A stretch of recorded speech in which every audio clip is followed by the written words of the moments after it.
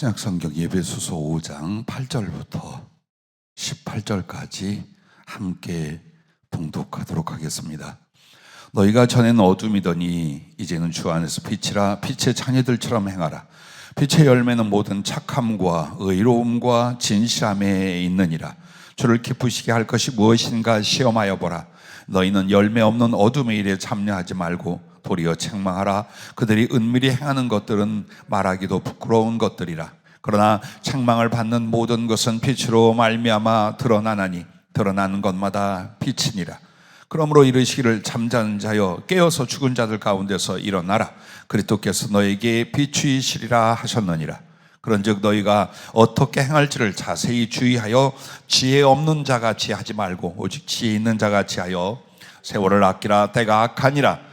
그러므로 어리석은 자가 되지 말고 오직 주의 뜻이 무엇인가 이해하라. 술 취하지 말라. 이는 방탕한 것이니 오직 성령으로 충만함을 받으라. 아멘. 계속해서 성령을 사모하게 하시는 달입니다. 오직 성령으로 충만함을 입으라 라는 제목으로 이 저녁에는 말씀을 주셨습니다. 하나님은 참 인내도 많으시고 저희를 향하여 오래 참으십니다. 말씀을 계속 주셔도 반응이 없거나 열매가 없는데 또 하시고 또 하시고 또 하시고 또 하시고 그러셔요. 웬만하면 부서지고 웬만하면 순종하고 웬만하면 열심 내십시다. 할렐루야.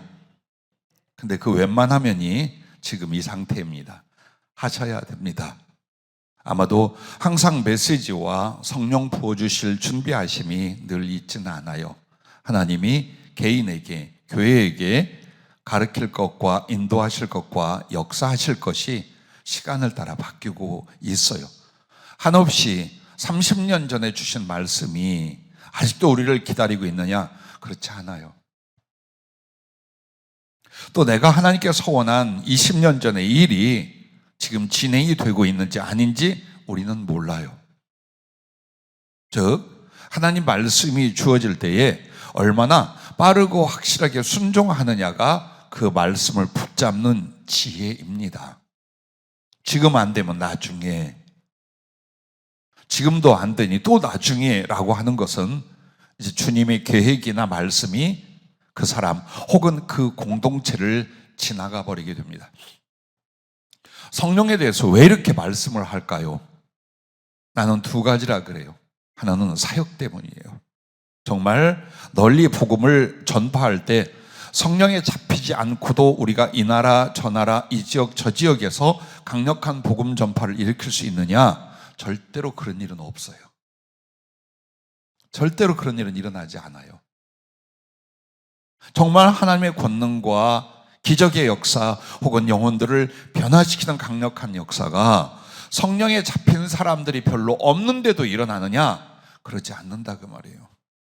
그리고 두 번째는 하나님의 계획과 주실 은혜 앞에 그릇을 만들어야 되는데 성령이 아니신데도 그가 자연적 변화를 성숙을 가져올 수 있느냐? 불가능하다 그 말이에요. 그래서 그릇을 만드는 것과 하나님께 이후에 사역을 일으키시기 위하여 지금 강력하게 성령에 잡혀라, 성령을 구하라, 오직 성령 충만을 입어라 라고 말씀을 하는데, 내가 짐작하기는 이 말씀이 1년 내내 평생 가지 않을 것이라고 봐요. 그렇다면 만약 여러분이 말씀을 듣고 순종하는 그 사람들을 통하여 계획이 달라집니다. 아무리 말씀을 줘도 받아들이지 않는 사람에게는 A에서 B, C, D로 넘어갑니다. 금메달에서 은통으로 내려가게 됩니다. 바뀌어요. 여러분과 내가 두려워야 될 건 나의 처지와 형편이 아닙니다. 주님이십니다. 그가 살리기도 했고 죽이기도 하십니다. 그가 높이 드시기도 하고 낮은 곳으로 쳐넣기도 하십니다. 그것은 누구나 예외가 없습니다. 그러나 우리가 듣고 배운 고상하고 거룩하고 높게 주님을 사랑하고 동행하고 쓰임받는 건 뭐냐? 빨리 그 말씀에 순종하는 일들입니다. 성령을 받으라 했는데 성령 주실 준비가 없어. 그러지 않겠지요? 이미 와 계시고 성령님은 들썩들썩 마치 그 동토를 뚫고 새싹이 돋아나듯 우리의 심령에서 생명의 역사 이미 시작하고 계시지요. 이제 그 성령님이 큰 생명나무가 되어서 나를 지배하고 이끌어 가실 수 있도록 여러분과 나는 기도와 순종과 충성에 전력할 수 있기를 바랍니다. 오늘도 이 세상이 악한 것들에 대하여, 그리고 우리의 세월이 참으로 어리석고 많은 것에 미혹 속에 있는 것, 신앙생활을 하면서도 변화되지 않아요 무능력하고 세상과 죄 가운데 빠지는 것, 이런 모든 것들에 대한 말씀을 하면서 그 결론을 이렇게 말합니다. 오직 성령 충만이라. 이 모든 것들을 벗어나거나 이기거나 이룰 수 있는 건 결론으로 성령 충만을 받아라. 그 말씀으로 사도 바울은 결론을 내고 있습니다. 그렇습니다. 인간의 의지와 노력도 많이 필요합니다. 아니, 절대적으로 필요합니다. 그러나 그 의지와 그리고 인간의 노력을 빛이 되고 결실되게 하는 분이 바로 성령 하나님이십니다. 그러므로 나이가 많든 젊든, 많이 배웠든 배우지 못했든, 물질이 넉넉하든 가난하든 성령이 임하시면 상관이 없어요. 어떤 심령으로 어떻게 기도하고 어떻게 그 성령께 순종해 가느냐에 따라서 짧게 빠르게 크게 성령 충만이 임할 줄로 믿으시길 바랍니다. 오늘은 성령의 삼은혜에 대해서 말씀을 했어요. 삼은혜란 세 가지 중점적으로 주신 은혜를 가르쳐 표현하셨습니다. 성령의 충만함을 입는다면 온갖 표현과 체험들을 다 겪겠습니다만은 무엇보다도 세 가지의 중점적 큰 은혜를 주신다라고 표현했습니다. 오늘 본문 말씀 안에서 그 첫째가 생명입니다. 에베소 5장 14절 말씀을 보면, 그러므로 이르시기를 잠자는 자여 깨어서 죽은 자들 가운데서 일어나라, 그리스도께서 너에게 비추이시라라고 하셨습니다. 그럼 이 말씀은 교회를 다니고 신앙생활을 해도 영적으로 죽은 자와 같다라는 겁니다. 정말 살아계신 하나님의 거룩한 생명력에 참여하고 붙잡힌 바가 되지 못한 크리스찬이나 사명자가 많이 있다 이 말이에요. 그럼 어떻게 죽은 자들 가운데서 일어날 수 있는가? 성령으로 말미암아, 하나님의 성령으로 말미암아 이와 같이 되는 것입니다. 그래서 하나님의 성령은 항상 임하면 제일 먼저 역사하시고 관심을 갖고 은혜를 베푸는 부분이 어디냐? 생명에 관한 부분, 하나님 생명에 관한 이 부분에 은혜를 베풀어 주십니다. 이 세대가 악하다고 말합니다. 오늘 본문 말씀에서 세월을 아끼라, 때가 악하니라 라고 말합니다.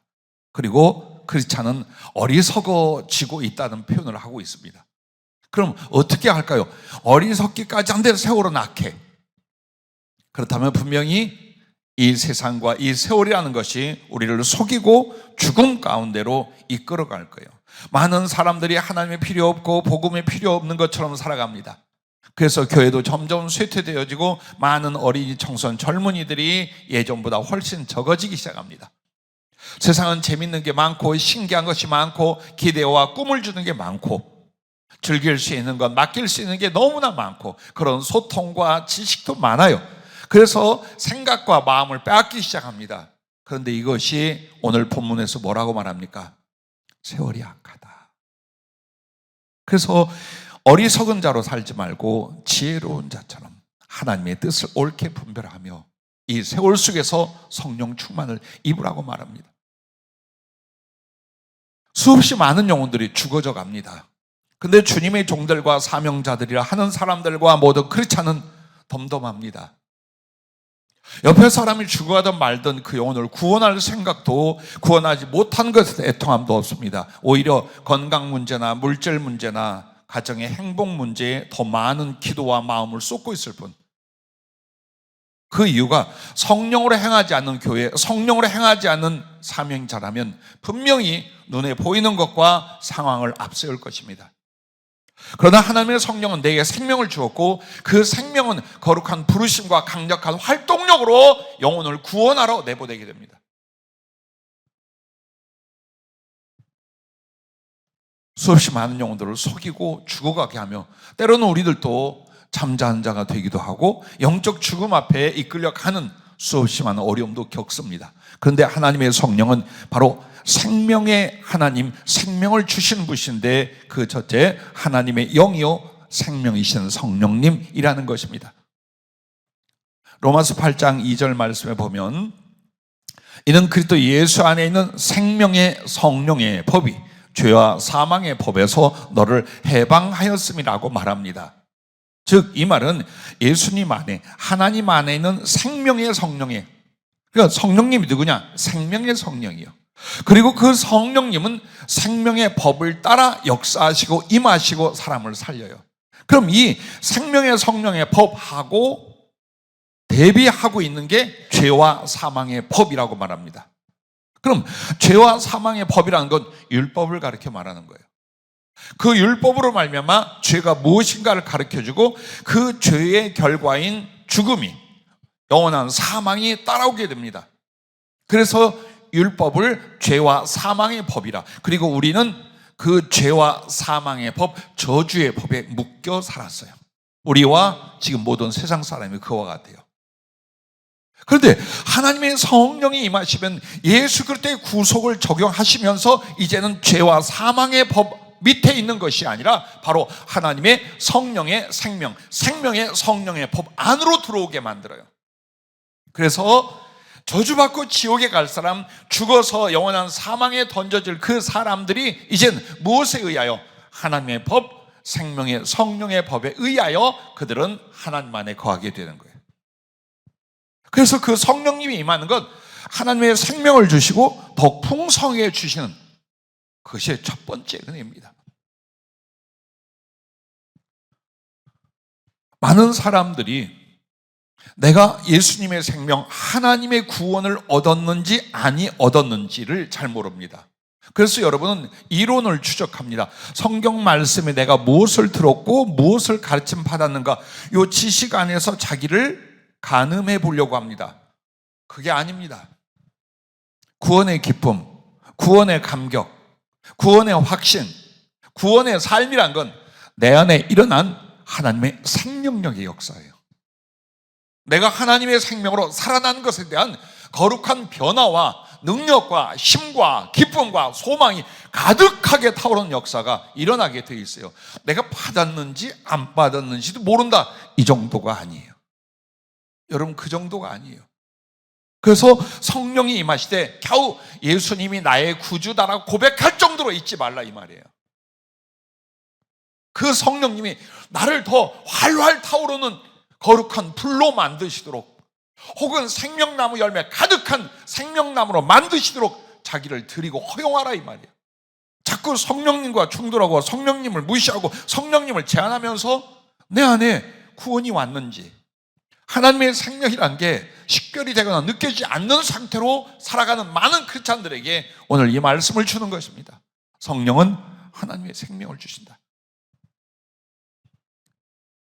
그래서 여러분과 나에게 반드시 믿음 안에서 자기를 구원하신 하나님의 생명과 그 은혜에 대한 확신과 경험들이 일어나기 시작을 합니다. 성령이 더욱 충만하면 어때요? 그때는 하나님이 성령으로 주신 생명력이 자기의 죽음이나 순교를 넘어서게 만들어 버립니다. 즉 사망을 이기게 만듭니다. 그게 어디에서? 내 의식 안에서예요. 그 일이 내게 일어나지 않아도 내게 다가올 죽음에 대하여 혹은 순교에 대하여 성령님으로 잡힐 수가 어떠냐? 이미 내 안에 있는 성령님의 생명력이 그따위 것들에 대하여 죽음이든지 순교이든지 핍박이든지 고난이든지 육신의 어떤 고통에 대해서 넘어서서 믿음과 소망과 사랑을 실천할 강력을 가져다 줍니다. 그게 하나님의 생명력의 넘침이에요.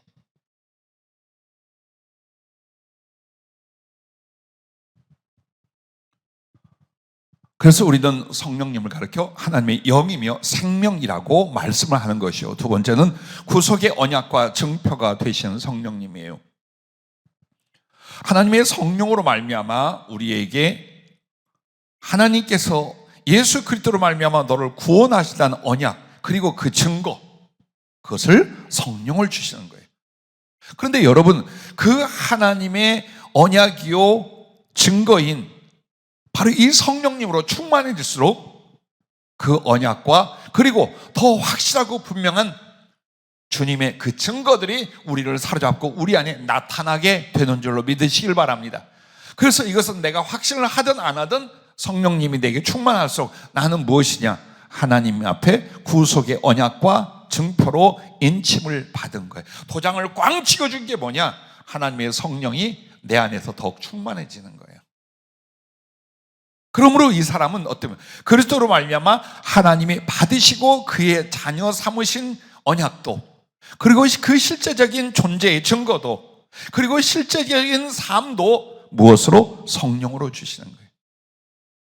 여러분과 나에겐 훨씬 능력 있고 지혜롭고 행복하고 신령한 생활과 삶이 있습니다. 근데 그것은 노력이나 의지가 아니라 성령으로 말미암습니다. 그래서 주님은 여러분을 믿음으로 불러주시고 성령을 경험케 하셨어요.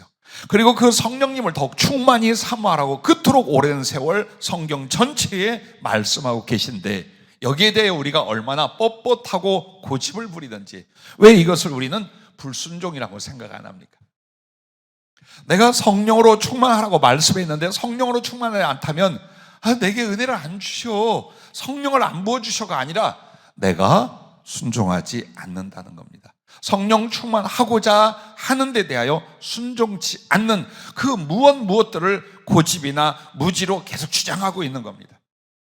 주님이 이래 봐가지고 너는 아니야, 너는 맞아, 너는 아니야 이러시지 않아요. 누구에게나 성령 충만을 주시고자 하며 성령의 거룩한 그 존재가 우리 안에 계셔요. 예수의 영, 하나님의 영이신 성령이. 그래서 이 성령께 어느 것 몇 가지만 우리가 마음과 삶을 드린다면 금세 강력하게 충만해 줄 수 있어요. 그런데 들을 때는 긍정하고 돌아서면 잊어요. 그리고 삶의 신앙의 목표로도 정하지 않아요. 목적은 내 구주 예수를 더욱 사랑 하나님께 영광이라, 목표는 성령과 진리로 충만하여가 신앙의 목표가 되셔야 돼요. 즉 내가 신앙생활할 때 그냥 교회 와서 조금 위로받고 말씀 깨닫고 약간의 봉사하고 그리고 또 조금 앞으로 될 약속이나 예언받고 이게 다가 아니에요. 아주 작은 일부분이에요. 주님께서 우리를 이끄셔서 무언가 만드시고 더하시고 사용하시고 사랑하시고 영광을 받게 하기 위하여 성령 충만을 우리 신앙의 목표로 주셨다는 거예요. 그걸 여러분이 동의하고 함께 동참하지 않는다면 돌아가시는 그날까지 소위 성령 충만이란 아예 경험조차 못하고 끝나게 됩니다.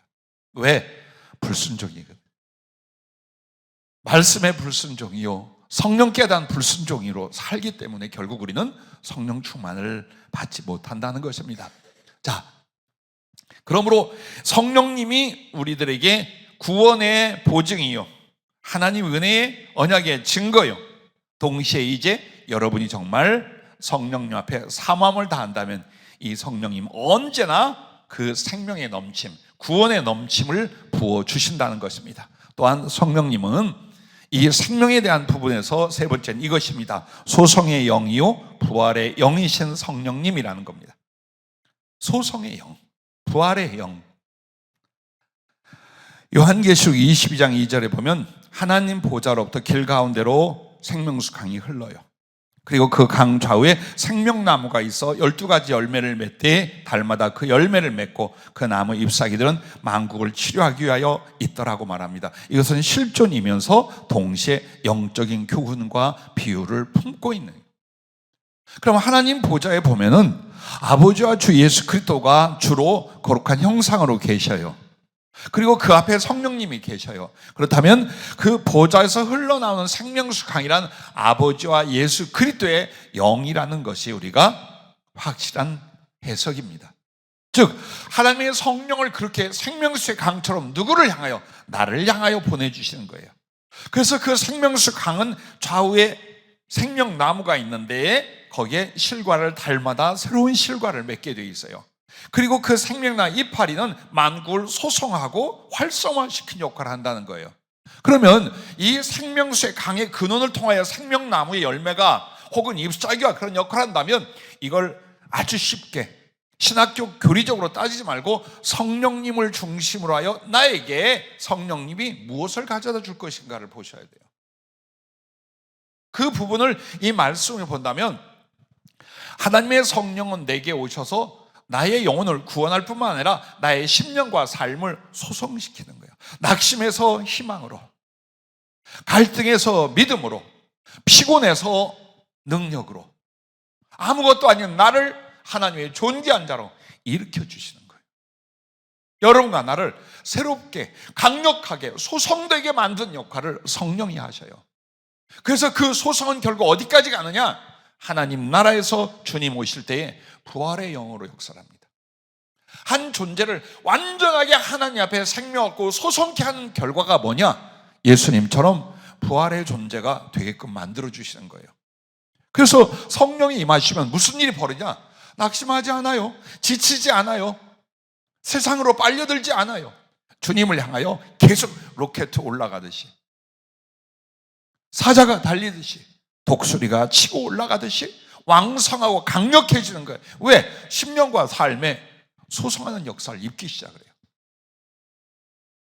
여러분이 잘 아는 엘리야가 열왕기상 19장에 보면 낙심을 합니다. 지쳐버립니다. 그 심령이 꺾여져서 로뎀나무 밑에 탁 틀어서 죽기를 자청합니다. 자, 최악의 상태로 간 거예요. 하나님의 종이, 사명자로 목숨을 바쳤던 충성된 종이 어느 날 낙심하고 지쳐버렸어요.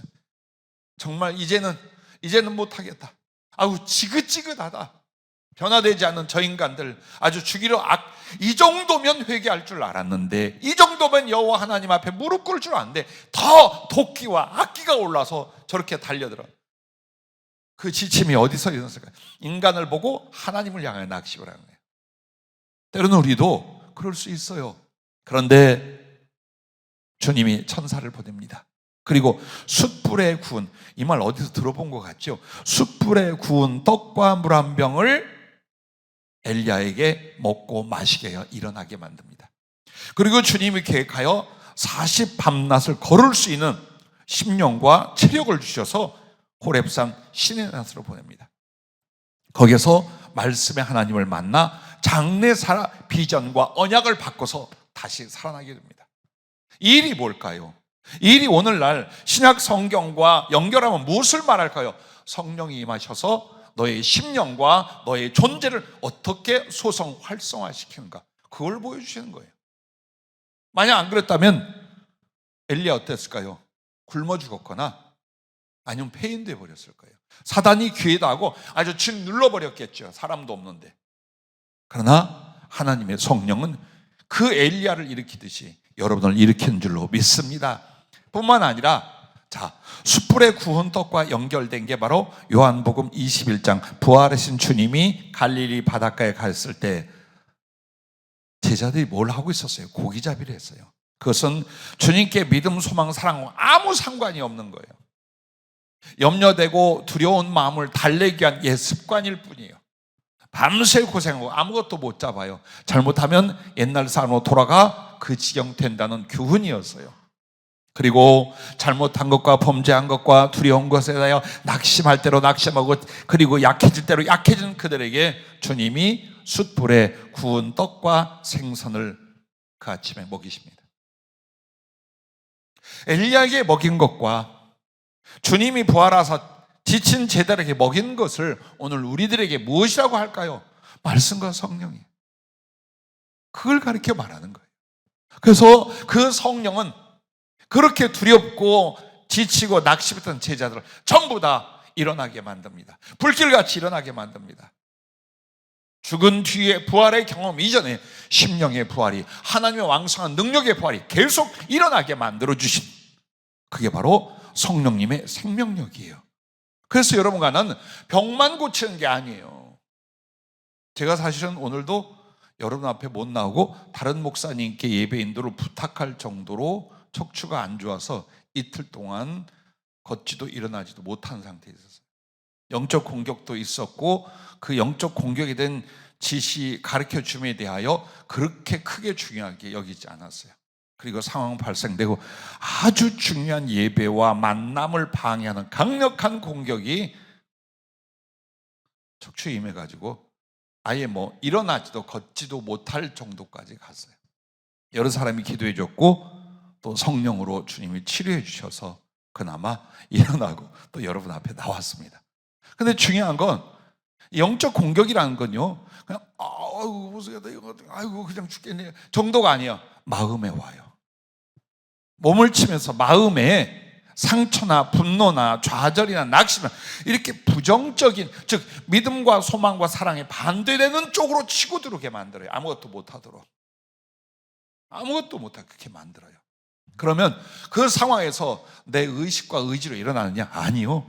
말씀을 기억하고 함께 기도하며 성령이 임하시면 육적 치료와 함께 심령도 소성시키는 역사가 일어난다 이 말이에요. 기도해 주신 여러분께 감사를 드리고, 그리고 더욱 주님 앞에 그 진리의 뜻, 섭리의 계획과 뜻을 분별하게 돼서 감사를 드려요. 자, 이와 같이 우리의 모든 삶 속에서 정말 성령님은 육신이기에, 사람이기에 지치거나 넘어지거나 상처받거나 주저앉거나 하는데, 그 생명력이 죽은 뒤에 가서 하늘에 가서 확인하는 생명력이 아니라 나를 소성케 하는, 나로 힘을 얻고 기뻐하게 하고 거룩한 능력에 사로잡히게 만드는 바로 그 소성의 영인 줄로 믿으시기를 바랍니다. 할렐루야. 그래서 여러분과 내가 마지막 부활에 참여하기 전 심령의 부활, 영의 부활에 날마다 경험이 있어야 돼요. 성령으로 일어나는, 다시 사는, 더 높은 소망과 아름다운 사랑과 그리고 강력한 믿음으로 일어나는 역사가 성령으로 주어질 것을 믿으시기 바랍니다. 할렐루야. 자, 이렇게 생명, 정말로 하나님의 생명이 임하고 그 생명을 더해주는 이 능력과 은혜가 성령의 3은혜 중에 첫 번째라 그랬어요. 그래서 여러분과 나에게 성령을 주시되 내가 더 성령을 사모하여 받으면 받을수록 제일 먼저 구원의 감동과 구원의 능력이 넘쳐나게 됩니다. 즉 구원의 감동이란 건 뭘까요? 구원의 실체와 기쁨과 감격이 이 사람에게 넘쳐나는 거예요. 예수님으로 말미암아. 자, 이런 이야기들을 많이 합니다. 감사할 것이 없을 때에 감사한다라는 거. 여러분에게 묻겠습니다. 감사할 게 없다고요? 지금은 고난이나 실패의 때라 감사할 상황이 아니라고요? 그것만 찾으니까 진짜 큰 감사, 나를 소성시키는 성령으로 말만 감사는 못하는 거예요. 그게 어디에 있습니까? 지옥에서 구원받았잖아. 처참하게 고통받고 죄악에 사로잡혀 지옥에 던져질 내가, 그래도 예수께서 그걸 전체를 나 대신 당해주셔. 내가 살아났잖아요. 여기에 대한 감동과 기쁨, 감사가 없는데 무엇이 생기고 없어지고 이거 놓고 기뻐하고 감사할 사람 제대로 안 됩니다. 그런데 하나님의 성령은 생명의 영이시라 우리에게 있어서 제일 중요한 게 구원의 생명에 대해서 관여해 주시기 시작을 해요. 어떻게 구원받았는지, 그 생명의 은혜가 무엇인지. 그래서 주님 믿고 구원받은 것은 하나님의 생명으로 말미암아 우리 안에 그 구원의 실체와 기쁨과 감격이 넘쳐나게 만들어주는 분 성령이시라 이 말이에요. 그러면서 구원의 능력이라는 건 이게 뭘 말하느냐? 다른 영혼을 감화하고 구원하는 능력이 현저하게 나타나는 거예요. 여러분이 성령이 아니시더라도, 은사나 권능이 아니더라도 내가 신앙생활하며 전도도 하고 봉사도 하고, 아니에요. 여러분이 하나 씨를 심어서 반쪽을 거두는 삶이에요. 그거는. 그러면 하나를 심었는데 30, 60, 100배를 거는 게 뭐냐? 성령으로 예배하고, 성령으로 기도하고, 성령으로 봉사하고, 성령으로 복음의 증인이 될 때입니다. 근데 우리가 그걸 안 하는 거예요. 그리고 제일 무서운 게 뭔 줄 아느냐? 처음에 말씀드린 것처럼 이 마음에 가책이 안 와요. 내 옆에서 사람들이 지옥에 던져지고 죽어가는데 여기에 대한 아픔이 안 일어나요. 그러니 어느 세월에 복음 전하겠어요. 우리가 하나님께 받은 은혜와 주를 위해 산 삶 속에서 열매가 가장 뚜렷한 것이 뭐냐? 예수님의 그 구원의 은혜를 인하여 영혼들을 전도하고 살린 일이에요. 그게 내 삶에 얼마나 되나 보세요. 얼마나.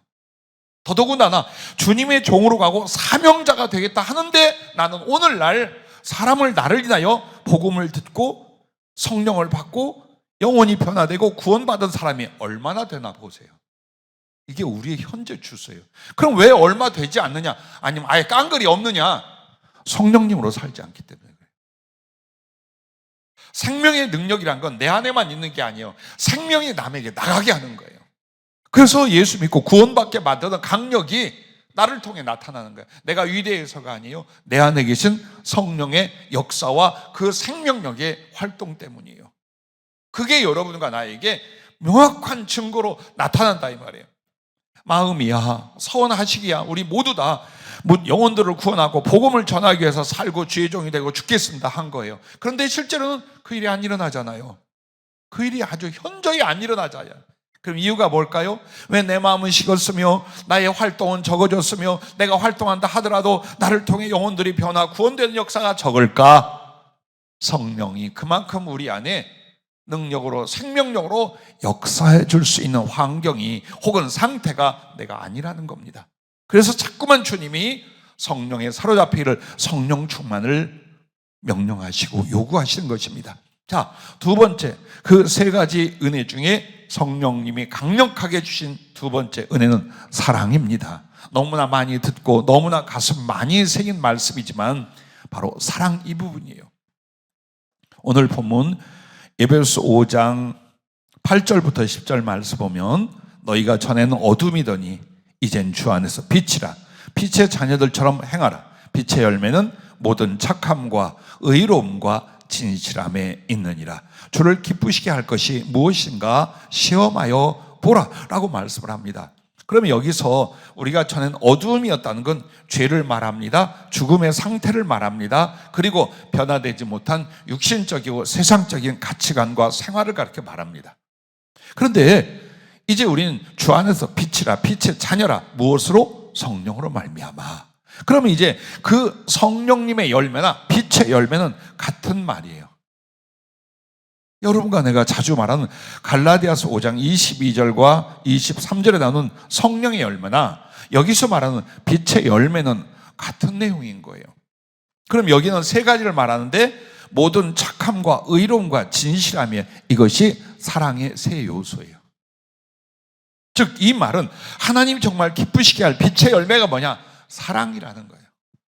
그래서 그 사랑은 착합니다. 그렇죠. 악을 행하지 않아요. 선을 행하게 돼 있어요. 의로워요. 거짓되거나 혹은 속이거나 악을 행하지 않아요. 진실함에 있다. 역시 거짓되지 않아요. 하나님의 진리 안에서 받은 안에서 진실해요. 그래서 빛의 모든 착함과 의로움과 진실함 이거는 사랑이라는 세 요소를 설명을 해준 거예요. 그리고 하나님을 기쁘시게 할 게 뭐냐라고 말한 건 이 사랑이라는 걸 말하는 거예요. 그런데 죄된 인격, 삐뚤어진 인격 속에서 잘못된 삶의 가치관에서 이 거룩한 사랑을 우리가 품으며 배우며 이룰 수 있느냐? 불가능해요. 얼마 못 가요. 그러면 그 가치관과 성품이 내게 장착이 되고 뿌리가 내릴 수 있는 건 말씀과 성령으로 해요. 하나님의 성령은 단지 영적 경험이 아니다. 바로 하나님의 생명, 하나님의 인격, 하나님의 품성, 하나님의 존재를 우리한테 이식하고 심어주는 역할을 하셔요. 그래서 여러분이 분명히 성령이 임하면 능력도 은사도 체험도 많이 하는데 성격은 빌어먹게 생겼다. 그러진 않아요. 속은 좁아 터져 어디에 쓸모가 없다. 아주 은큼하고 거짓된다. 아니요, 그러지 않아요. 예전엔 혹 그랬을지라도 성령은 점점 빛으로 우리를 변화를 시켜주는 거예요. 그래서 결국 여러분과 나는 이기적이고 죄된 인생에서 주님의 사랑, 그 거룩한 사랑을 받고 품고 이루는 쪽으로 성령님은 주관하시게 돼 있어요. 그래서 첫째로 하나님의 생명의 활동은 사랑이라는 거예요. 자, 이 말이 무슨 말이냐면 요한복음 3장 16절에 보면 하나님이 세상을 이처럼 사랑하사 독생자를 주셨으니라고 나옵니다. 즉 하나님은 예수님을 보내고 이 세상을 구원하는 일이 무엇으로 말미암아? 그 사랑으로 말미암다는 거예요. 그래서 하나님의 생명, 하나님의 존재가 흘러오는 이것, 그게 뭐냐? 사랑이라는 거예요. 즉 누군가가 하나님의 사랑을 받아서 그 사랑을 행할 때 하나님의 생명은 그렇게 오는 거예요. 그래서 여러분과 내가 예수 믿고 구원받았어. 그래서 하나님의 생명을 얻었어요. 그러면 그 생명은 활동하게 돼 있어요. 죽어 있지 않아. 활동하는데 활동의 내용과 방법과 목적이 뭐냐? 하나님 사랑이다 이 말이에요. 반드시 성령이 역사하고 하나님의 생명을 얻은 사람이 예전처럼 이기적이야. 자기 인생 살려고 그래. 성령님이 제대로 역사하지 않고 있어요. 성령님을 제안했거나 성령님을 안 받은 거예요. 왜? 성령이 그렇게 하신단 말이에요. 성령이. 그래서 하나님의 생명의 활동은 사랑이시다. 그래서 성령은 하나님의 생명이요, 그 생명력의 활동이시기 때문에 무엇을 이루시는 거예요? 사랑을 이루시고 사랑을 부여해 주시는 거예요. 베드로전서 4장 8절 말씀을 보면 무엇보다도 뜨겁게 서로 사랑할지니 사랑은 허다한 죄를 덮느니라 그랬어요. 그리고 이 말씀하고 똑같은 주님이 하신 말씀이 누가복음 7장 47절에 그 죄 많았던 여인을 향하여 이런 말씀을 했어요. 이러므로 내가 네게 말하노니 그의 많은 죄가 사하여졌도다. 이는 그의 사랑함이 많음이라. 사함을 받은 일이 적은 자는 적게 사랑하느니라. 자, 죄를 사함받았던 게 뭐에 속해요? 생명에 속하는 거예요. 생명 없던 자가 하나님의 생명에 참여한 바가 될 때 첫 번째가 죄를 사해 주시고 의의를 부여해 주시는 거예요. 그래서 그 의의로 말미암아 하나님을 모시고 하나님의 생명이 들어왔어요. 그런데 이 조건을 뭐라고 지금 베드로 사도나 예수님이 말합니까? 사랑으로 말미암아 죄사함을 말해요. 내가 상대를 죄사해 준다는 게 아니에요. 우리가 열심히 사랑하면 사랑은 허다한 죄를 덮느니라. 다른 사람의 죄도 덮지만 주님 보실 때 나의 죄를 무엇 때문에 해주냐? 그 사랑함 때문이에요. 그래서 긍휼이 있는 자는 긍휼히 여김을 받아요. 그러나 긍휼이 없는 자는 심판을 받아요. 긍휼을 행하는 자는 심판을 이기고 자랑하느니라고 말해요. 이 말이 뭐냐? 정말 열심히 다른 영혼들을 긍휼히 여기고 사랑하셨어요. 그렇다면 주님이 그 사람 어때요? 그 긍휼로 인하여 심판, 죄의 책임을 묻지 않는다는 거예요. 이걸 우리가 잘 생각해야 돼요. 즉, 이 말은 무엇을 말합니까? 사랑이 생명이라는 거예요. 사랑이 구원이라는 거예요. 그리고 그 결과라는 거예요. 그래서 여러분과 나에게 정말 주님 사랑, 영혼 사랑이 없다면 구원 못 받았다고 보는 거예요. 그거는 구원에 참여하지 못하여 아직 하나님 사랑을 모르고 그 사랑의 삶의 이유가 되지 않은 상태예요. 그래서 성령님은 여러분과 나를 향하여 사랑을 부어주시는데 바로 그 사랑이 하나님께서 나에게 생명을 주신 증거요 활동이시라. 그래서 죄사함은 죄사함으로 끝나는 게 아니라 하나님의 생명이 오시는 이유 첫 번째가 죄사함 때문에 우리에게 생명이 들어와서, 그러므로 말미암아 너희는 사랑으로 말미암아 죄사함을 얻고 사랑으로 말미암아 남의 죄를 덮어주고 사랑으로 말미암아 하나님의 생명의 풍성을 갖게 된다라고 말씀하는 것입니다. 바울을 주님이 쳐 죽여버릴 수 있었잖아요. 만약 여러분과 내가 이 혈기와 분노대로 그때 있었다면 바울을 암살해 버렸을 거예요. 얼마나 많은 사람들을 정죄하고 예수님을 짓밟으며 사람들을 죽음의 자리로 끌고 가는 거예요.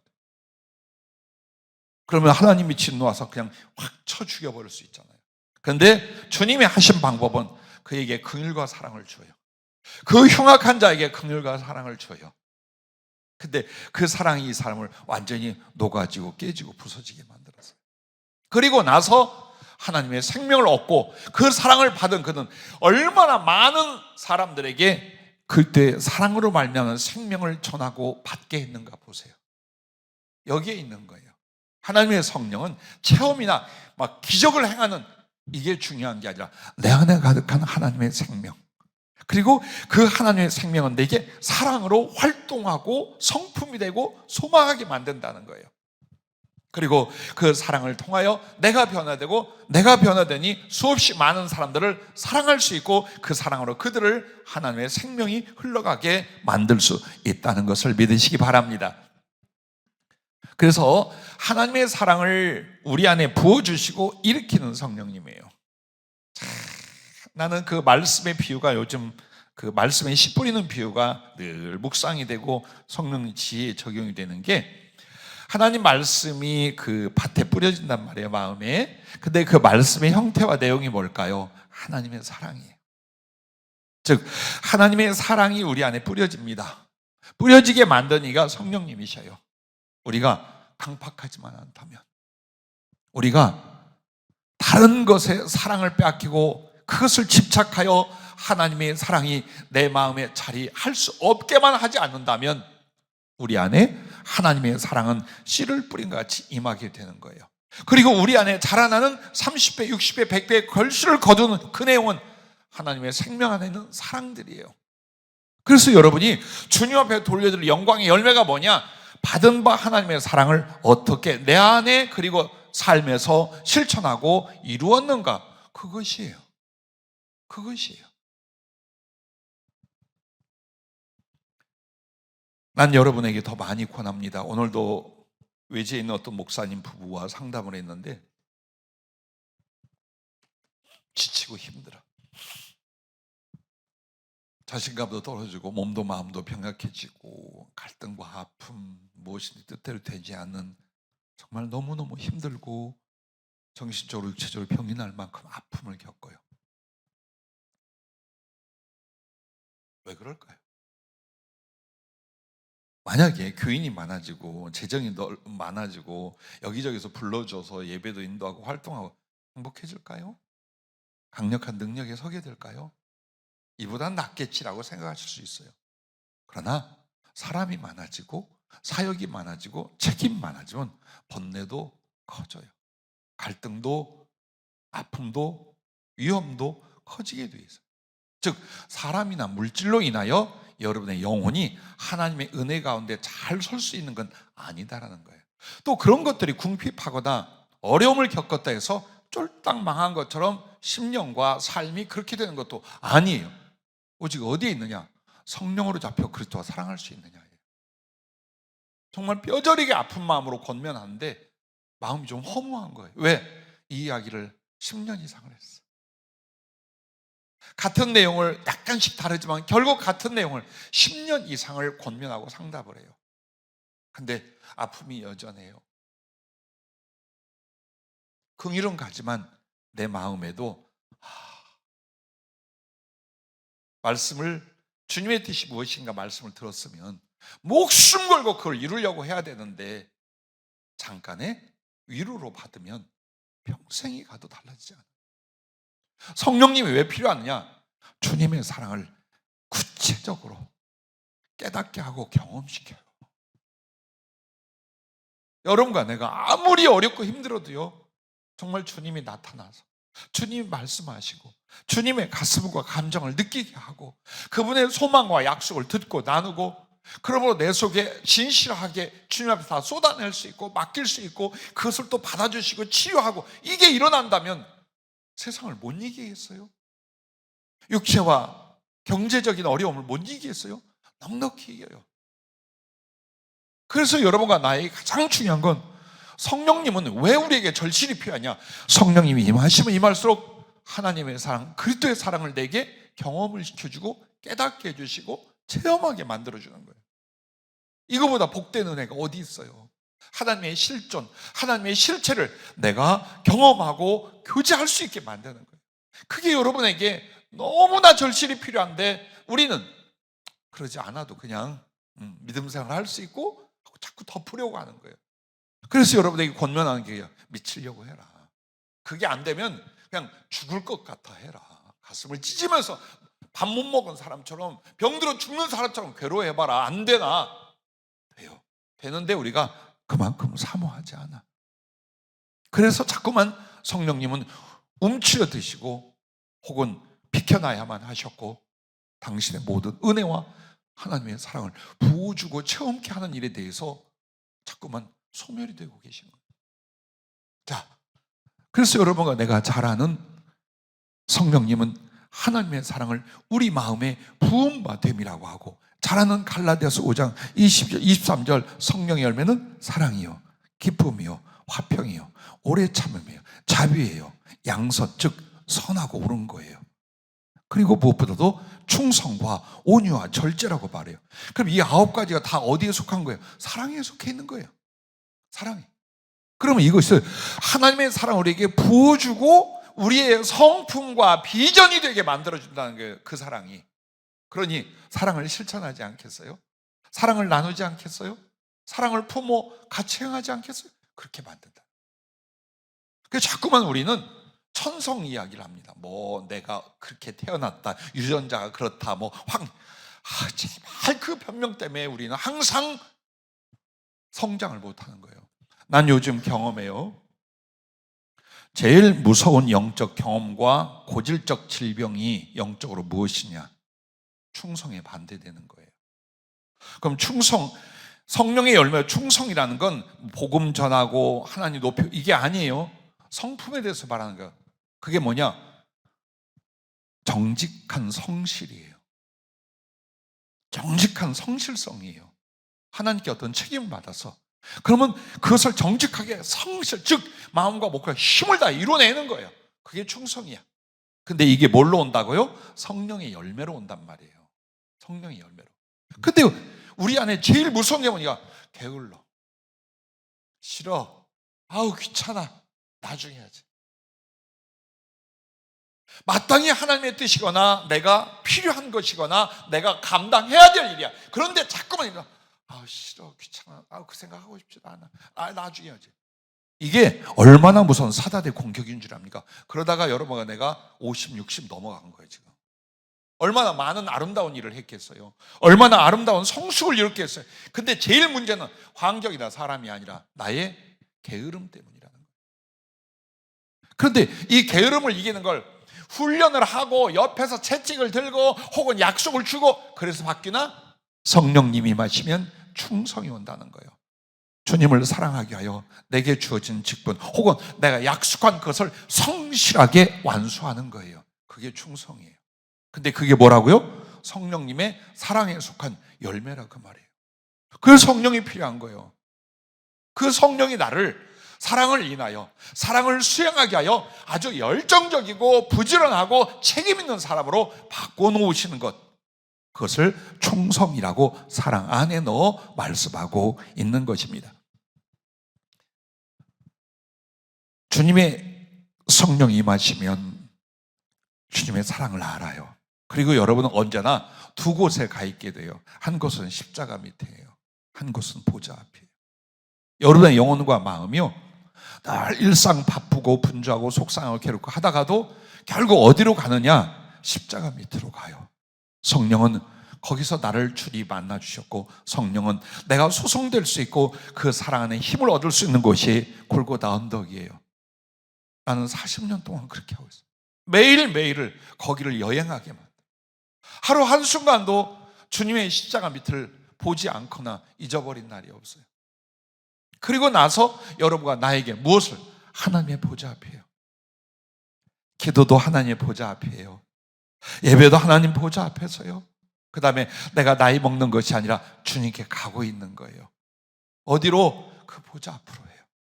그래서 성령님은 정말 주님을, 그 사랑을 체험하고 주님 사랑을 일으키는 두 가지가 십자가 앞에와 주님 보좌 앞이더라. 그걸 통해서 여러분과 나는 이기적이고 냉혹한 사람들, 자기밖에 모르는 이 세상에 똑같은 삶의 가치관에서 그리스도의 사랑을 받았기에 이 사랑을 세상에 나눠주고 전하는데 내 생명조차 아끼지 않는 존재로 변화되는 줄로 믿습니다. 그래서 여러분과 나는 이 말이 생소한 말이면 안 돼요. 로마서 14장에 보면 7절 8절에 이렇게 말합니다. 우리 중에 누구든지 자기를 위하여 사는 자가 없고 자기를 위하여 죽는 자도 없도다. 우리가 살아도 주를 위하여 살고 죽어도 주를 위하여 죽나니 그러므로 사나 죽으나 우리가 주의 것이다. 이건 설교가 아니에요. 영혼과 삶의 간증이어야 돼요. 이렇게 살아야 됩니다가 아니에요. 우리는 당연히 내가 왜 살아? 그 주님 위해 살지. 나 위해 살지 않아. 내 몸뚱이가 내 세상 가치가 영원한, 나 그렇게 살지 않아. 난 예수님 위해 살아. 왜요? 그 구원과 생명이 사랑으로 왔거든요. 나도 주를 사랑한다는 거예요. 그 사랑의 진실, 사랑이 깊이는 뭐니까 나를 위해 살지 아니하고 주를 위해 산다는 거예요. 그리고 이거는 너무나 당연하다는 고백이에요. 지금 이거 대단한 걸 말하는 게 아니라 우리 모두 그렇지 않아? 나도 그렇고 당신들도 그렇잖아. 우리가 누가 저 위에 살라고 그래, 그죠? 누가 세상 것 위해서 세상 가치가, 그럴 교인이 어디가 있어? 우리가 다 살아도 주를 위해 살고 죽어도 주를 위해 우리 그렇지 않아요? 아멘이 안 나온다. 설교라고 생각하고 아멘 안 된 거예요. 라고 바울이 말하고 있는 거예요. 로마서에 대하여. 우리 다 그렇잖아 라고 말하는 거예요. 얼마나 멋지고 아름다워요. 그렇게 귀를 잡아 끌어다가 놓으면 조금 주님의 산나다가 또 세상으로 돌아가고 염려로 돌아가고 육신적인 걱정으로 가버리고 이러는 우리의 모습하고 바울이 로마에 있는 교인들에게 이야기를 함께 나눈 말씀 얼마나 멋있어요.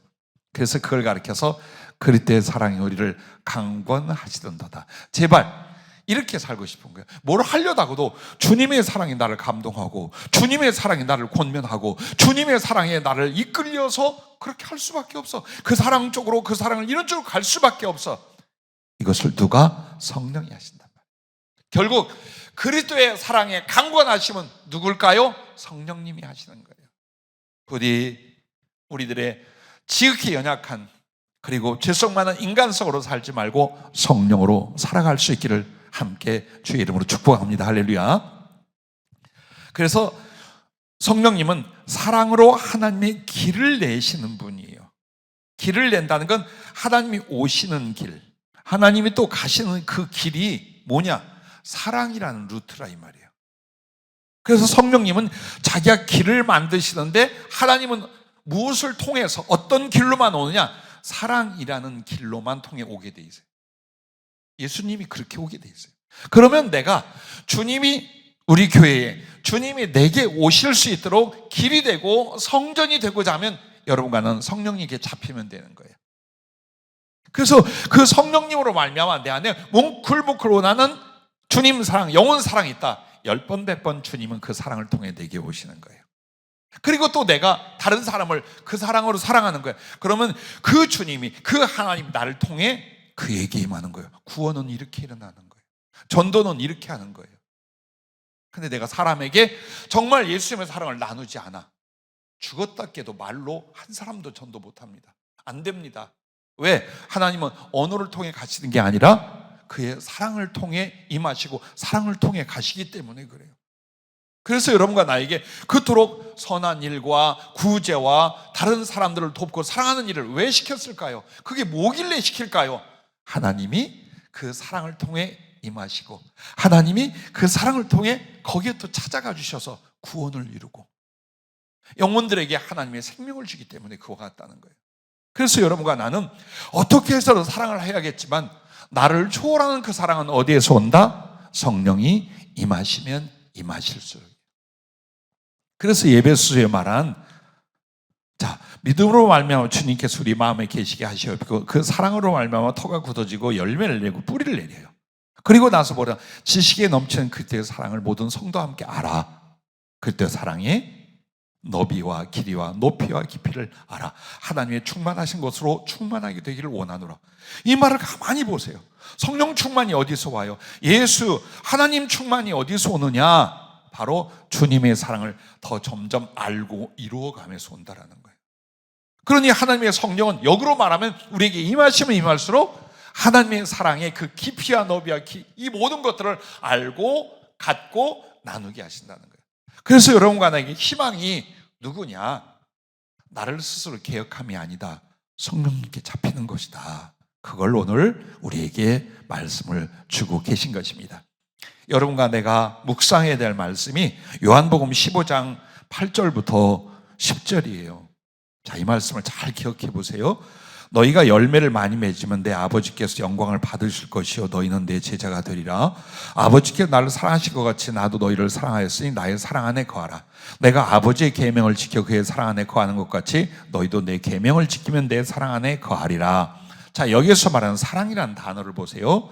근데 이 사랑을 통하여 예수님이 아버지 안에 즉 아버지와 교제와 사랑 연합이 됐다는 거예요.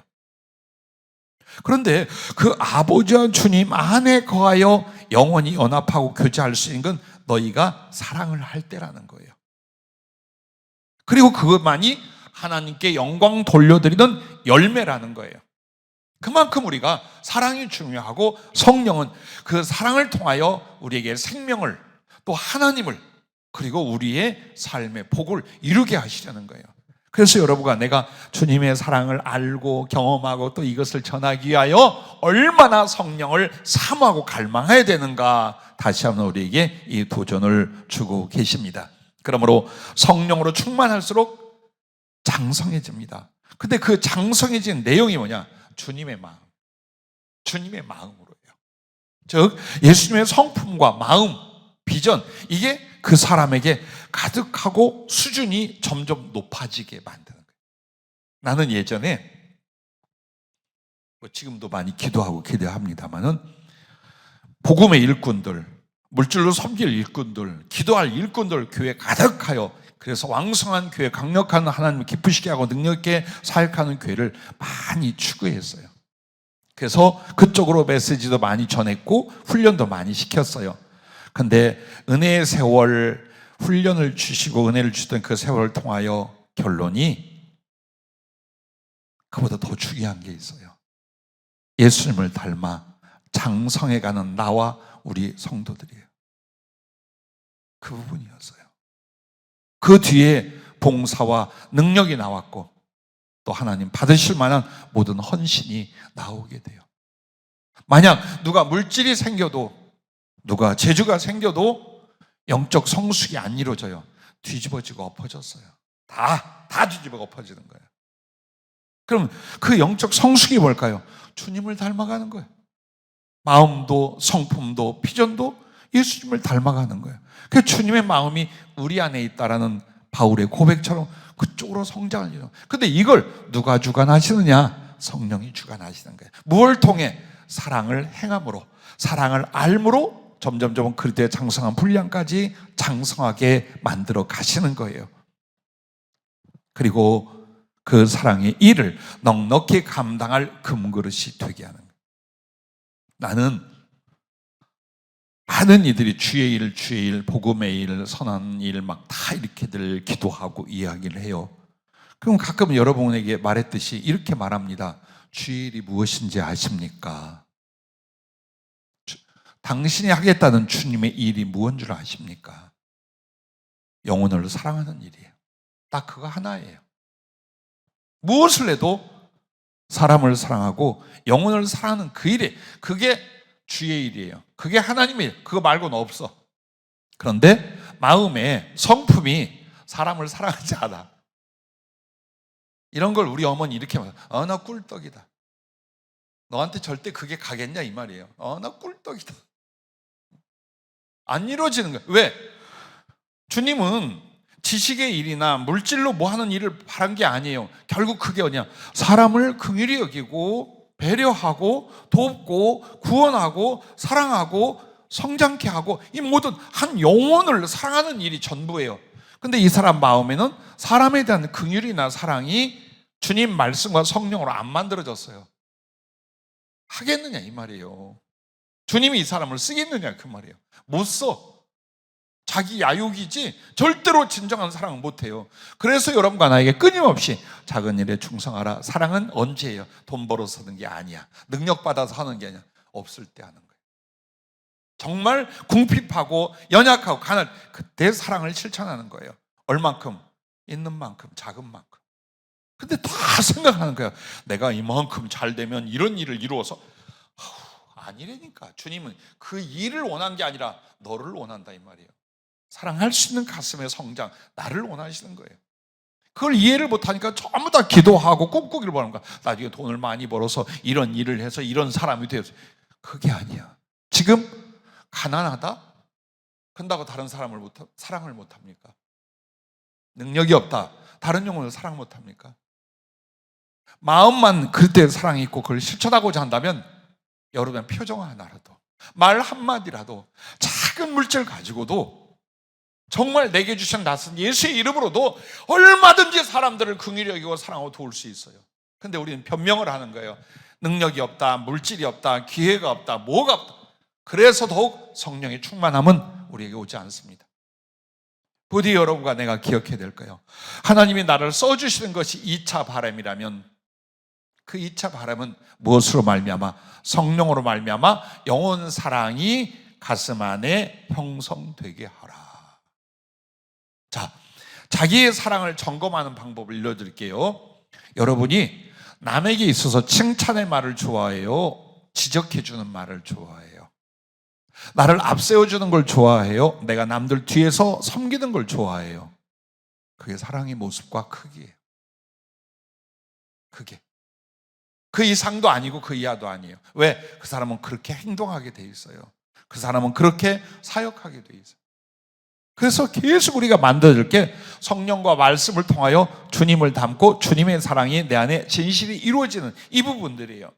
그래서 주님이 우리에게 수없이 많은 날들을 주지만 주님의 마음을 갖고 장성하는 것과 영혼들을 사랑할 수 있는 사랑의 그릇을 만드는 이것, 성령으로 이걸 해 주시는 것입니다. 마지막 세 번째, 성령님의 삼은혜 세 번째는 능력입니다.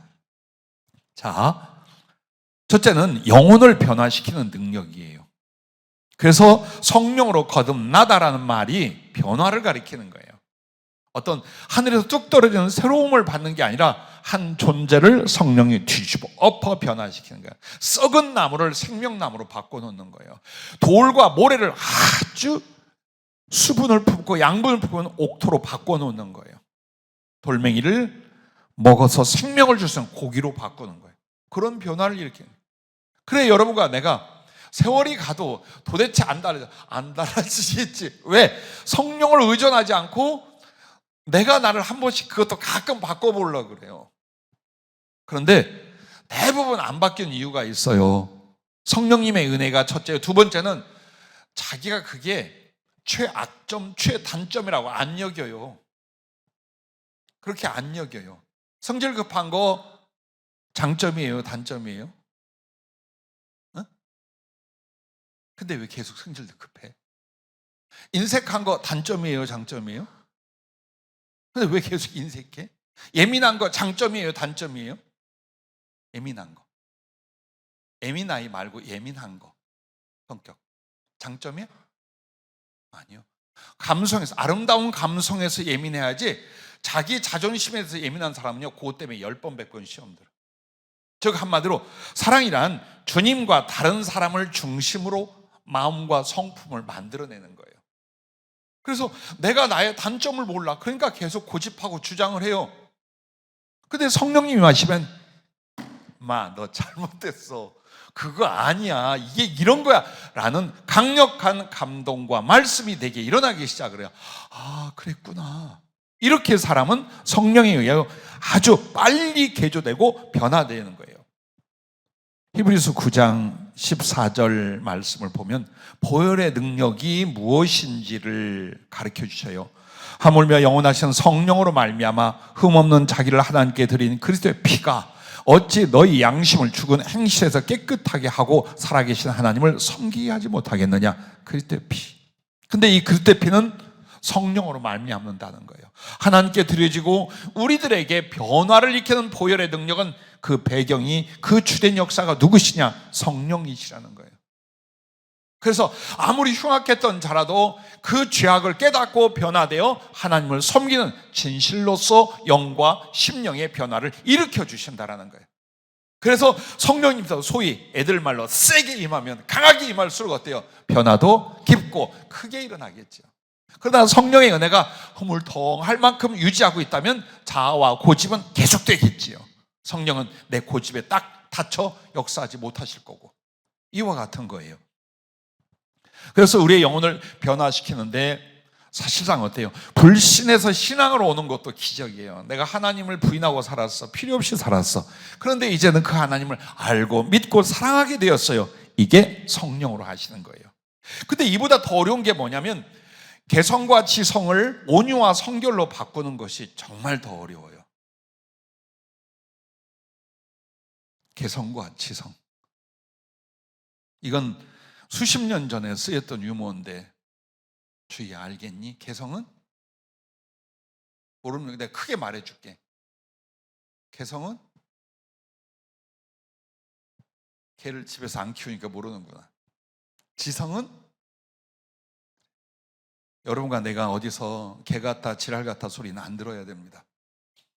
근데 우리의 성격이나 우리 하는 짓을 보고 정말 개성이다 지성이다 이 말 들으면 안 돼요. 근데 이게 예수 믿으면서 나온단 말이에요. 근데 이것을 안 바꿔요. 안 바꾼 이유가 뭐냐? 자기라고 생각해요.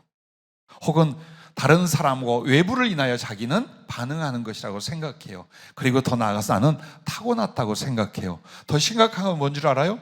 이게 내 자존심의 발로라고 생각해요. 아니야. 그냥 우리는 그리스도의 사랑으로 섬기는 사람, 그 사랑을 행복해하고 그 사랑을 진취적으로 이뤄갈 사람이에요. 그거 하나밖에 없어요. 천 가지 만 가지 생각과 판단이 들어도 다 여러분과 나는 주님의 기쁜 사람, 사람에게 편한 사람이 되는 거예요. 여러분이 있으면 다툼이 많아요? 아니면 화목이 이루어져요? 여러분을 사람들이 다 좋아하고 편안해 여겨요? 아니면 왠지 눈치를 봐요? 근데 이 눈치 보는 걸 또 여러분은 즐겨?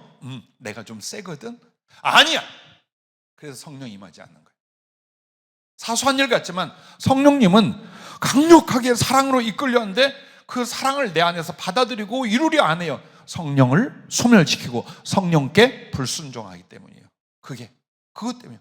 그런데도 안 바꿔.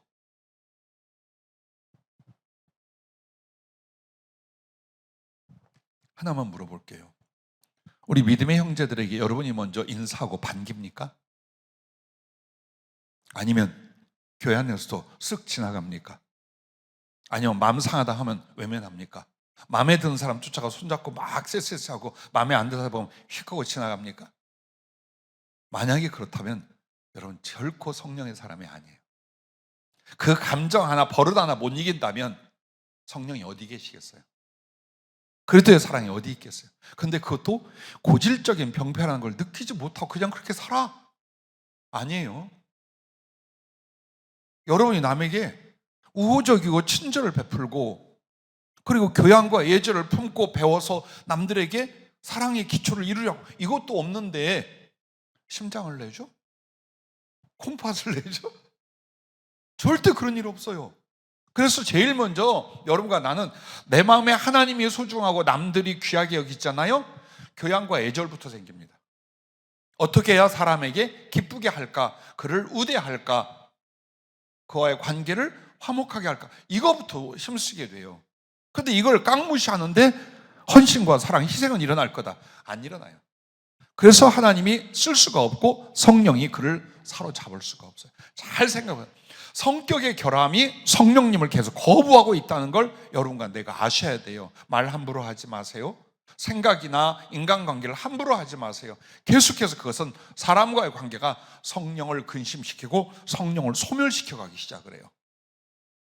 이상하게 내가 주 뜻대로 사는데 기도한다고 하는데 성령의 감화나 은사나 역사가 안 일어나. 성격을 고쳐요. 버릇을 고치고 생각을 바꾸세요. 좀 더 사람에게 사랑을 표현하세요. 존경을 표현하세요. 무엇을 하더라도 사람을 기뻐하세요. 그게 사랑의 사람이에요. 사람을 기뻐하지 않고 사람을 반기지 않고 사랑할 수 있느냐? 없다라는 겁니다. 자, 이런 변화가 더욱 강력하게 일어나야 돼. 그래서 여러분과 나는 어때요? 정말 개성지성의 최고는 사도 바울이었어요. 그리고 다윗이었어요.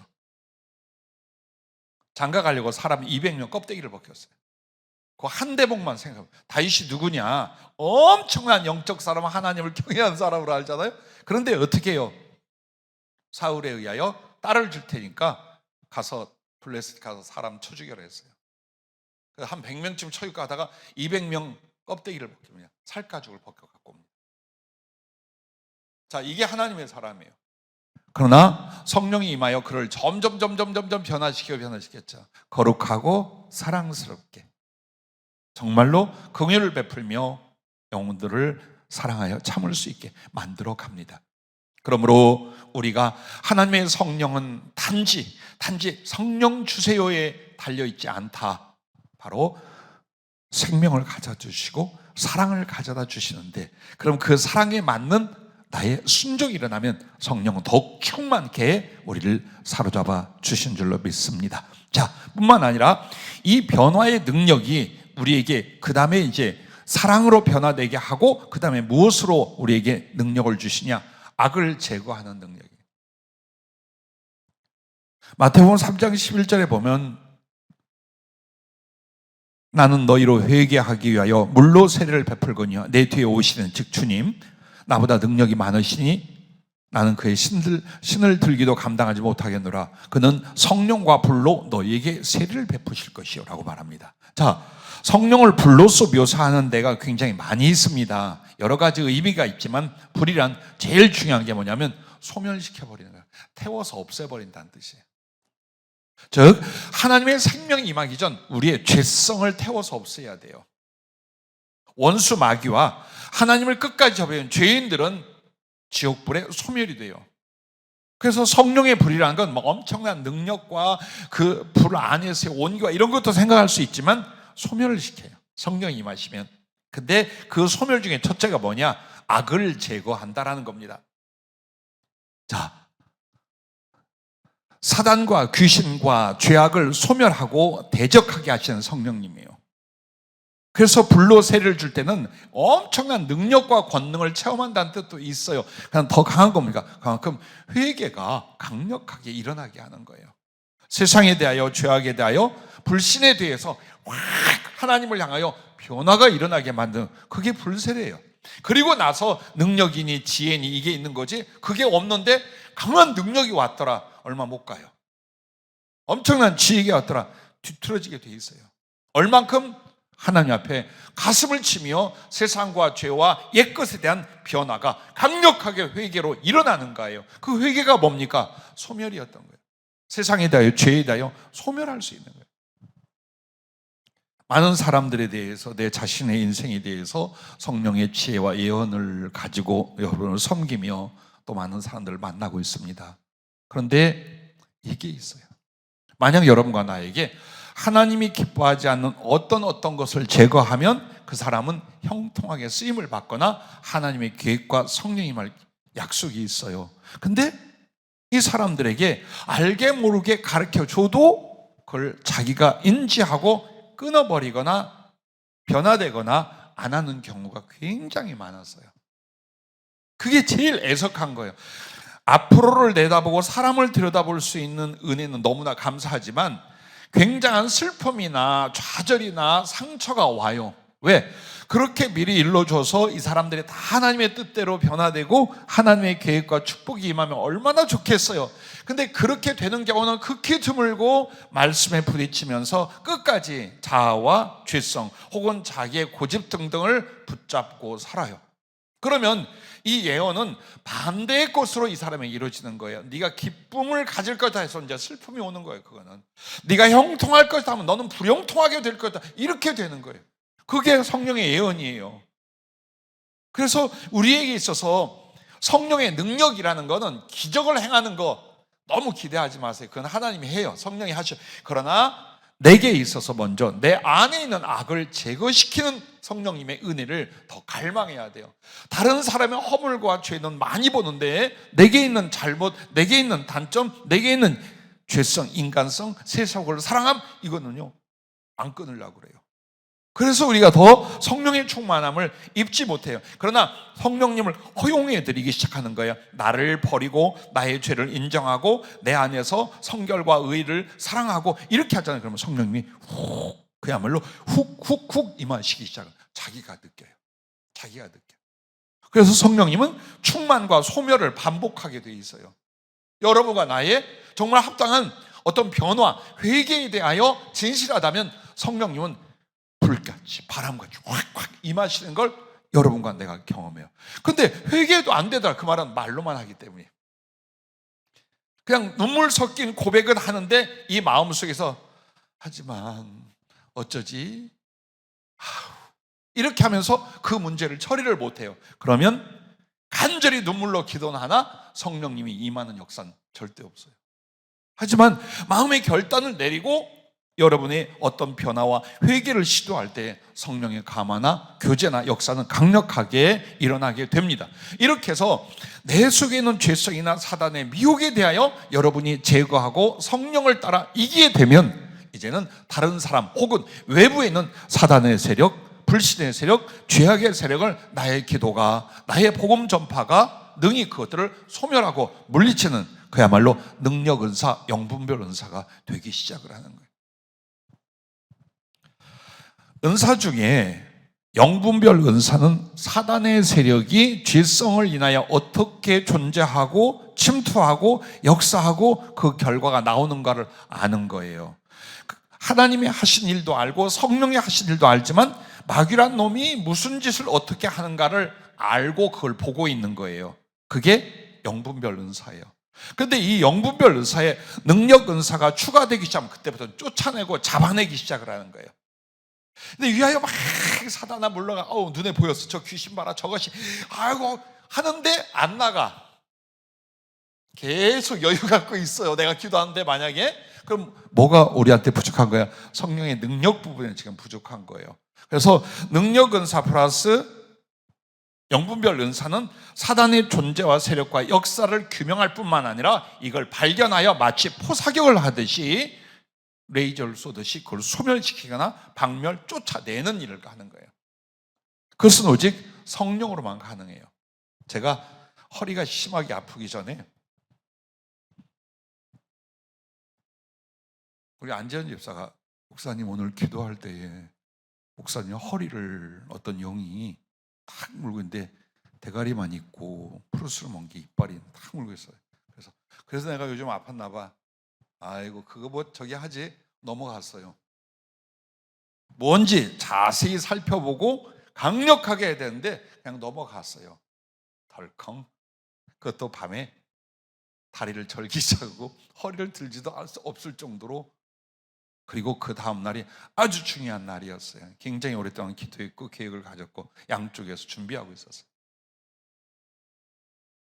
무산됐어요. 그걸 보고 정말 함께 기도하며 잡아내고 그 원인을 파악하려고 안 하고 쉽게 봤어요. 저도. 왜 말하는데 귀신이 그렇게 흉악해 보이지 않아. 그렇게 하면 안 되는 거였어요. 참 좋은 경험이었고 또 은혜였다. 그래서 합심하여 기도하면서 그것을 제거하고 나니까 여러분 앞에 나올 수가 있었어요. 뿐만 아니라 앞으로 우리 교회 사역과 또 여러분 개인과 교회 전체에 주신 비전들도 마찬가지예요. 왜 안 되느냐? 영적 회방 때문이에요. 제일 큰 게 뭐냐면 영적으로 방해를 하고 영적으로 주권을 빼앗기잖아요. 그러면 성령이 하실 일이 없고 하나님이 진행할 수가 없는 거예요. 그 주권은 우리가 찾아 하나님께 드려야 돼요. 왜? 우리로 말미암는 거니까. 하나님이 능력이 없어서가 아니에요. 우리는 그분 앞에 주도권을 받았어. 책임을 받았어요. 근데 우리가 마귀에게 넘겨줬어요. 마음대로 유린하도록. 그러면 이제 할 수 없는 거예요. 하지만 하나님께 순종으로 성령을 의지하여 그 주도권을 찾아오면 얼마든지 하나님이 작은 무리를 통해서 큰 일을 이루시게 되는 거예요. 그렇게 해서 주의 종과 교회의 가장 간절함이 기도 속에서 성령에 잡힌 사람들, 성령으로 기도하고 성령으로 주의를 할 사람들이 그 교회의 생명력이라고 감히 말씀을 드릴 수가 있습니다. 그래서 사단의 세력과 내 죄의 세력도 얼마든지 성령님은 불같이 태워서 소멸시키고 거룩한 변화와 승리를 가져오게 하실 뿐만 아니라 마지막 세 번째는 말씀을 성취하시는 능력이에요. 성령의 능력이란 말씀을 줘요. 말씀이 먼저 와요. 그리고 그 말씀에 대한 순종을 통하여 말씀이 어떤 큰 약속이라도 어떤 기적 같은 하나님의 말씀이라도 이루어지게 만드시는 거예요. 이게 성령의 능력. 그런데 예언은 받았는데 그 일이 잘 안 이루어진다. 거기에 잘 보세요. 내 스스로가 성령님께 잡히질 않아. 그러면 예언은 있는데 성취는 안 돼요. 여러분과 내가 오해하는 게 뭐냐면 예언으로 말씀을 주시면 무조건 이루어진 줄 알아요. 그렇지 않아. 그 예언을 이루게 하여 기본 어떻게 하라가 분명히 있어요. 주님께 성령께 순종할 무언가를 말해요. 근데 이게 안 돼. 그리고 이제 막연하게 말씀이 있었으니까 이루어질 것이다 라고 해요. 그렇지 않아요.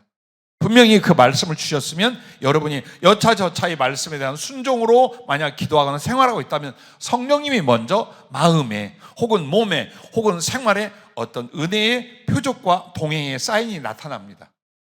근데 마음이 불편하고 생활 속에서 영적인 진전이 없어. 안 돼, 그거는. 그건 이제 없는 게 돼버려요. 왜? 주님은 일을 이루시는 게 아니라 그 일을 빌미로 하여 우리를 만지시는 거예요. 우리를 만들어 세우시는 거예요. 여기에 목적이 있어요. 성령님의 오심도 그래요. 그냥 무조건 막 기적을 행하게 만들려고 오신 게 아니라 나를 하나님의 사람으로 성장, 변화시키는 데 목적이 있어요. 그래서 말씀을 세상에 준 게 아니야. 나에게 주시잖아요.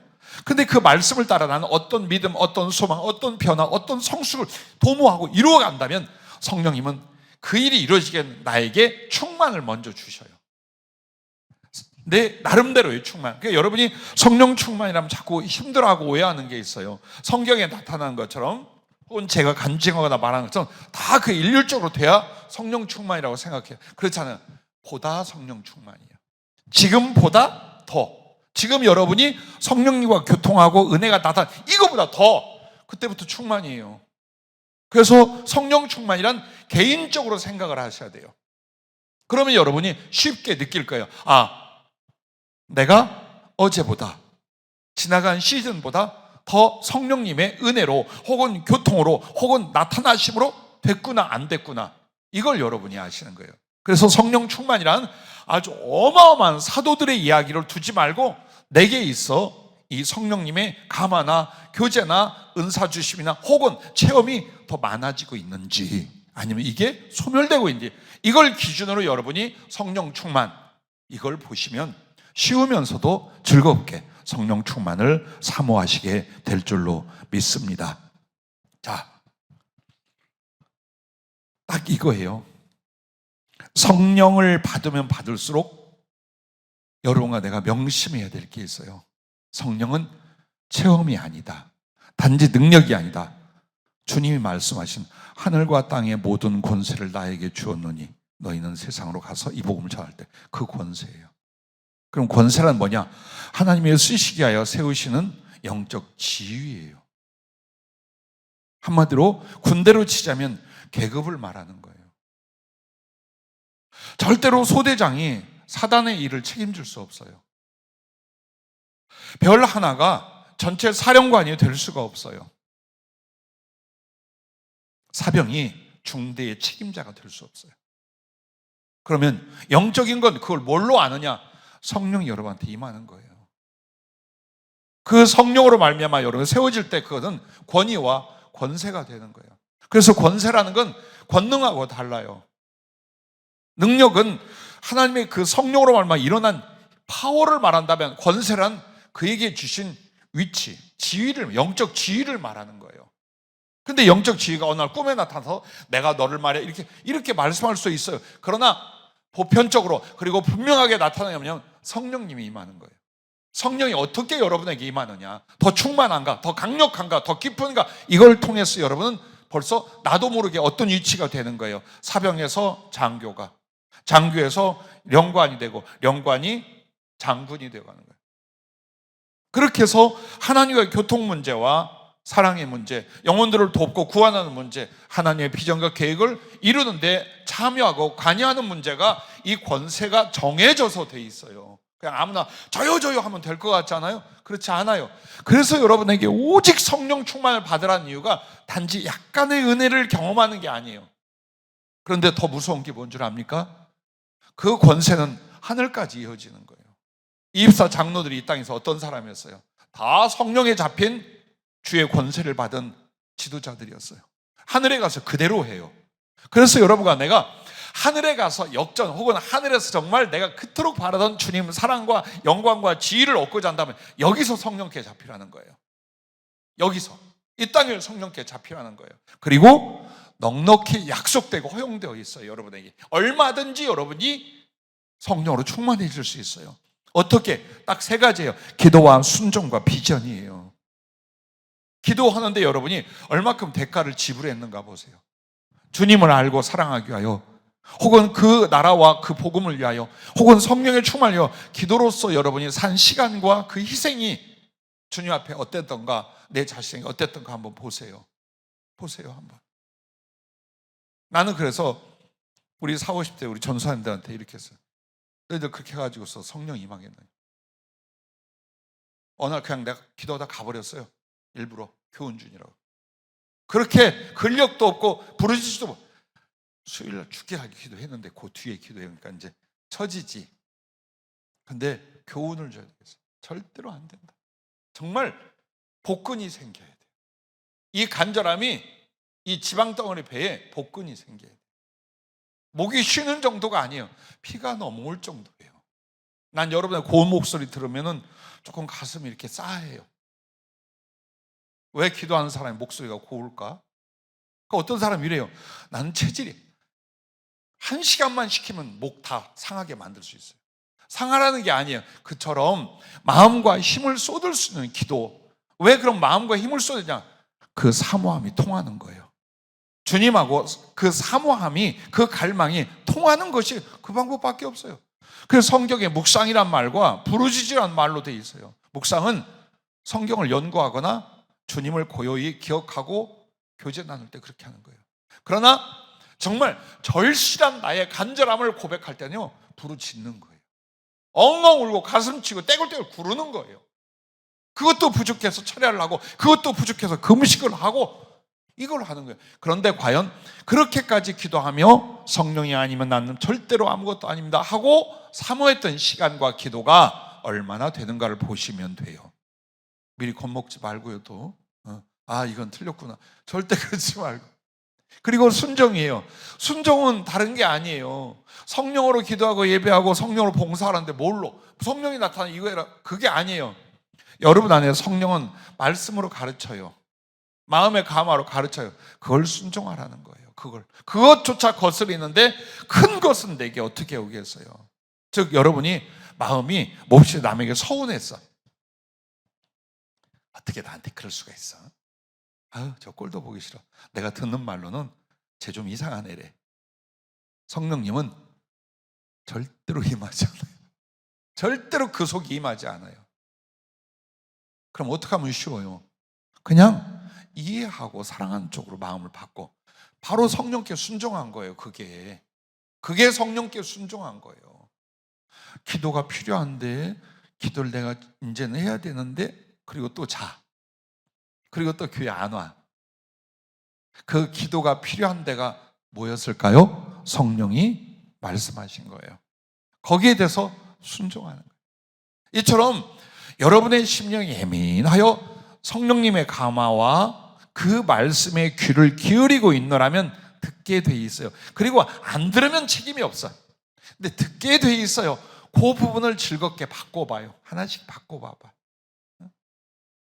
조금씩 바꾸라는 거예요. 제게도요, 지적과 책망 굉장히 많아요.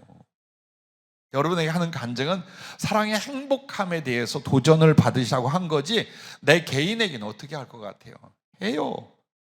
그래서 두 번째 다시 기도하고 세 번째 다시 기도하고 하면서 그걸 바꾸고 변화시키고 생각을, 감정을 하려고 무지무지 애를 써요. 왜? 내가 경험해서 알거든요. 성령을 금시시키면 죽을 만큼 내 손해라는 거예요. 성령이 소멸되면 나는 아무것도 아니라는 거예요. 그래서 차라리 내 자존심이나 내 속에 일어나는 내 생각과 기질과 감정, 얘를 죽이는 게 낫지, 그 성령이 원하시는 사랑이면 사랑, 순종이면 순종, 말씀에 대하여 그걸 내가 감히 대적하지 하지 않도록 훈련한다는 거예요. 그게 우리의 영성 훈련이에요. 그래서 성령님은 큰 말씀으로 나타나 이것을 해라, 저리로 아브라함처럼 이삭을 가라 하는 게 아니에요. 조용히 여러분에게 말할 거예요. 기도하면 주님이 얼마나 기뻐하실까? 저 사람 싸가지 겁나게 없어. 그런데 너는 그렇게 되지 말고 네가 오히려 품어 라든가, 말 한마디로 그래. 말 세게 싸납게 했어. 근데 덜컥 마음에 이렇게 하면 안 되지. 그게 성령의 감동이에요. 그 말로 위로가 돼야지. 너 말 뭐라고 그렇게 확 하냐? 그걸 못 느낀다면 성령이 없다는 얘기예요.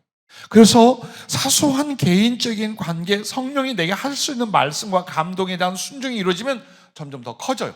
그리고 눈으로 보고 귀로 듣고 이제부터 은사의 세계로 들어가는 거예요. 근데 그 앞에 그게 먼저 있다는 걸 생각들 안 하고 은사나 능력이 올 거라고 생각해요. 그렇지 않아요?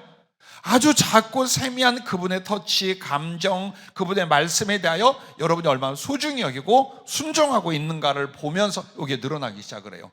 그러다가 그게 이제 은사가 되고 능력이 되고 성령 강력한 권세가 되는 거예요. 부디 기도와 순종, 그리고 이 기도와 순종의 힘이 어디서 나오게요? 비전이에요. 이것을 놓치지 마세요. 꿈을 잃어버리면 여러분은 주 앞에 아주 소극적으로 바뀝니다. 나는 뭐 이렇게 살다가 이제 하늘나라 가야지. 그때부터 나는 모든 잡은 것들을 놓기 시작을 해요. 그러면 어떤 꿈이 있을까요? 주님이 주신, 성령이 주시는 바로 그 꿈, 그것을 크고 분명하게, 그것도 내 생명을 걸고 갖는 거예요. 그것을 놓고서 계속 기도하며 자기를 준비하면 여러분의 어느 날 성령님이 인정을 해요. 너 진실하구나. 그때 성령은 은사나 능력이나 훨씬 크고 강하게 임하게 돼요. 이게 이제 과정이에요. 여러분 명심하세요. 이게 과정이에요. 이 과정 없이 어느 날 능력 세례에 권능이 임하는 것 절대 아니에요. 그런 일 없어. 아무리 안수받아도 그건 안 돼. 그런데 이 과정이 있다면 그냥 터치만 해도 이제 이루어지기 시작한단 말이에요. 그래서 여러분과 나에게 비전을 물어보면 그저 어떻게 좀 잘 살아볼까? 어떻게 좀 행복해져 볼까? 어떻게 보면 나은 생각, 이거라면 성령 충만 절대 안 일어나요. 제자들에게 꿈을 바꿔줬잖아요. 세상적이고 육신적인 기대에서 주님과 하늘나라를 위하여 완전히 그들의 비전과 꿈을 바꿔놓았어요. 그리고 성령 충만이 온 거예요. 그래서 오늘도 내가 성령으로 충만하지 못할지라도 내 마음에 주님께 갚은 게 있잖아요. 주님 뜻대로 살고 싶고 주님을 위하여 그 사랑의 수고를 하고 싶은 그게 있잖아요. 그걸 크게 가져요. 깊게 가져요. 강하게 가지세요. 그리고 포기하지 마세요. 여러분 보시기에 저도 포기할 때쯤 된 것 같지 않아요? 20여 년 같이 보내면서 여러분이 나에게 몇몇 가지 이제 목사님 내려놔도 될 텐데 이제 더 이상 그저 기대하지 않아도 될 텐데 하는 게 있을지 몰라요. 그런데 나는 안 해. 왜? 그게 개인적 야망과 기대라면 내려놓거나 부서져도 상관없어요. 그런데 이것이 주님께 조금이라도 영광이 되고 당신의 뜻에 부합하다면 아무리 삶이 고단하고 상황이 어려워도 내려놓지 마세요. 왜 내려놔야 돼요? 누구 좋으라고 내려놓겠어요? 그래서 여러분이 하나님 앞에 어떤 규모로 쓰임 받을 수 있는가에 대한 그 프로그램과 계획, 이게 뭐냐? 여러분이 가진 꿈이에요. 여러분이 그 꿈이에요. 그래서 여러분에게 나이와 상관없고 세월과 상관없이 정말 주님을 향하여 어떻게 충성하고 어떤 일을 하겠다는, 정말 성령님이 필요할 수밖에 없는 그 꿈을 갖는 거예요. 성령 충만은 그렇게 오게 되어 있어요. 그래서 어떤 기도냐, 어디까지 순종하느냐, 어떤 비전을 갖느냐, 이걸 보시고 성령은 먼저 강력하게 여러분에게 주심을 믿으시기 바랍니다.